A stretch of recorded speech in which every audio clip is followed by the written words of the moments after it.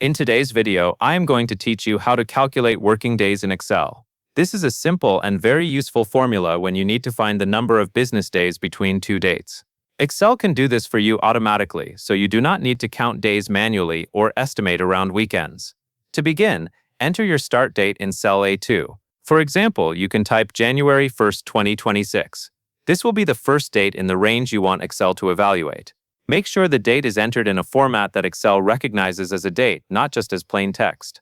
If Excel reads it correctly, it will be able to calculate the result without any problems. Next, enter your end date in cell B2. For example, type June 30th, 2026.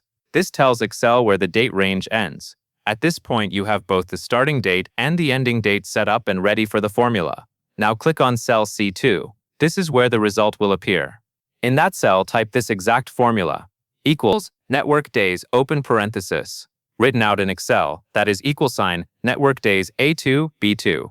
Be sure to type the formula exactly as shown, including the parentheses and comma, because Excel uses that structure to understand which cells contain the dates. After that, press Enter on your keyboard. Excel will immediately calculate the number of working days between the start date and end date. The network days function is designed to count business days, which means it automatically excludes Saturdays and Sundays from the total. It is important to understand what this result represents.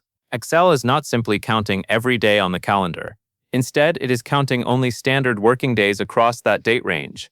That makes this formula especially helpful for schedules, deadlines, project timelines, and reporting. If your dates are valid and the formula is entered correctly, the answer should appear right away in cell C2. If something does not look right, double-check that both A2 and B2 contain real date values and that the formula was typed without errors.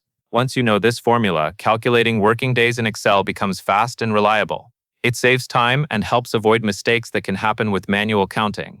That covers everything you need to know.